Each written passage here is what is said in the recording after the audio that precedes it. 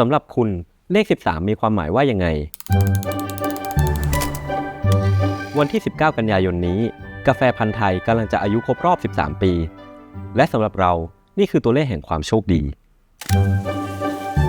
กาแฟพันธุ์ไทยนะคะในปีนี้ก็จะครบรอบ13ปีเป็นปีแห่งความโชคดีนะคะ13ปีที่ผ่านมานะคะกาแฟพันธุ์ไทยก็ก้าวข้ามความท้าทายมากมายพิสูจน์ให้เห็นแล้วว่าพันธุ์ไทยอะไรก็เป็นไปได้นะคะโดยคอนเซ็ปต์ Creative Thai Taste เอาวัตถุดิบทั่วประเทศนะคะในการมารังสรรค์สร้างสรรค์เป็นเมนูที่เราภาคภูมิใจรู้สึกดีใจมากเลยค่ะที่ได้ร่วมงานกับ Capital เนื่องจาก Capital กับกาแฟพันธุ์ไทยมีจุดร่วมเดียวกันในการที่สื่อสารถึงคนรุ่นใหม่ค่ะ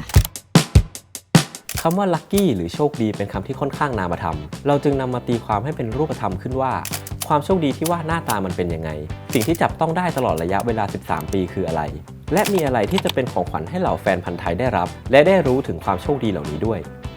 ในแคมเปญนี้เลยจะมีทั้งคอนเทนต์ว่าด้วยเรื่อง lucky number ที่บอกเล่าถึงความโชคดีตลอด13ปีในหลากหลายแง่มุมกิจกรรมให้ร่วมสนุกลุ้นของขวัญพิเศษที่ตั้งใจออกแบบมาอย่างดีโดยทั้งหมดจะมาจากผลงานของนักวาดภาพประกอบของ Capital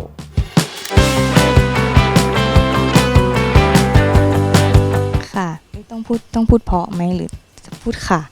ลายเส้นตัวนี้เราพยายามออกแบบให้ดูมีความทันสมัยมันไม่ซับซ้อนมากจะมีความป๊อปหน้าตาจะให้มีความเป็นมิตรน่ารักขึ้นมาแล้วก็มีเงา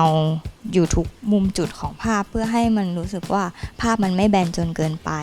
อย่างอันนี้พี่จองคันแลนท่าทางที่เราเลือกมาให้เป็นท่าทางที่ขี้เล่นมันก็ช่วยทำให้ดูว่าการที่เราจะเล่าเรื่องมันดูเป็นวัยรุ่นมากขึ้นมันไม่ได้ดูแบบนิ่งขรึม